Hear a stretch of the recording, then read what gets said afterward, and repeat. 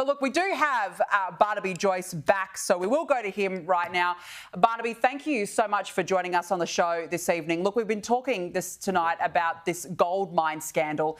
It really is getting worse and worse. You've now got the Environmental Protection Authority coming out and giving it the green light. What on earth is Tanya Plibersek doing here?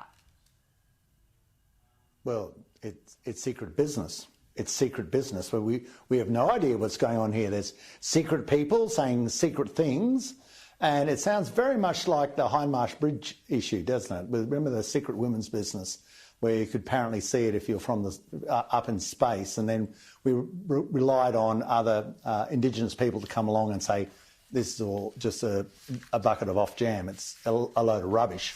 And now we have Aboriginal people who actually grew up as Aboriginal, identify as Aboriginal, lived an Aboriginal life, coming and saying, what on earth is going on here? I don't know these people. Who are you talking about? This secret business, bring it out. Let the light shine in. Let the light shine in, because we've got no idea what on earth you were talking about. And this has caused a major problem for the district. It's caused a major problem for jobs. It's caused a major problem for people who are going to invest in Australia. And for Australians themselves, they should realise, look what you got. This tie came from overseas. This watch came from overseas. Your television came from overseas. Your car, your fuel, the stove, that washing machine, you can't see it, I can. Bosch came from overseas. Westinghouse, you can't see it, I can. Came from overseas. Everything's come in from a boat, on a boat, from overseas. And somebody somewhere has got to be putting something on a boat and sending it in the other direction if you want to live with the standard of living you've got. And one of the things we send overseas is gold. And we were opening up a gold mine. And now, for some unknown reason, for the partisan issues of green politics in the inner suburbs of Sydney, the secret business has happened, and secret business has got nothing to do with Aboriginal issues. It's got everything to do with marginal seat issues and trying to deal with the Green vote and the Muslim vote. And what a terrible blight that is on not only Blaney, not only on the central west of New South Wales, but New South Wales and Australia. This is an absolute joke.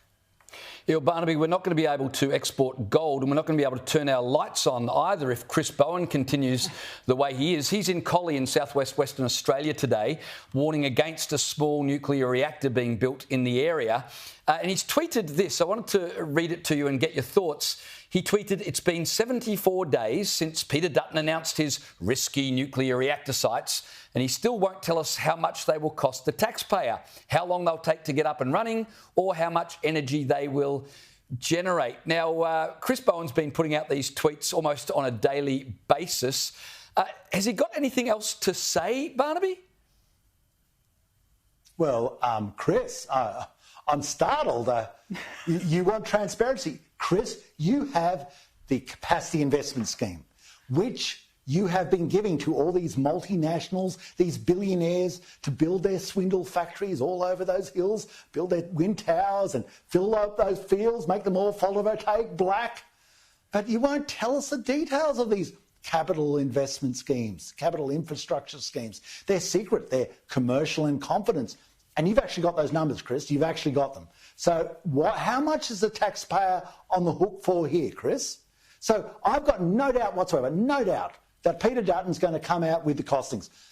So you should actually, Chris, my good mate Chris, come up with the costings for the capital investment scheme. Let us all know how much you're paying these Chinese companies and Singaporean companies and Dutch companies and French companies to basically fill our life with intermittent power, which is forcing the price of power through the roof, forcing reliability through the floor, and sending our taxpayer, our money, overseas.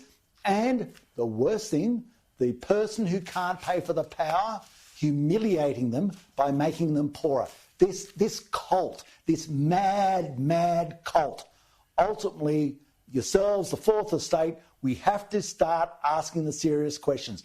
I would much rather have a nuclear power station in there than what you're going to do in absolutely prostituting our landscape with your swindle factories, your photovoltaic fields of black, transmission trash everywhere, going backwards and forth over our land for a product that doesn't work. You cannot run a full-time economy on part-time power, Chris.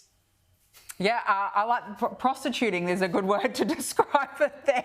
Barnaby, now look, we've got to ask you about this because, of course, you went head-to-head with Matt Keane at the Bush Summit last week over his push for renewable energy. I think we've got a bit of vision of that moment.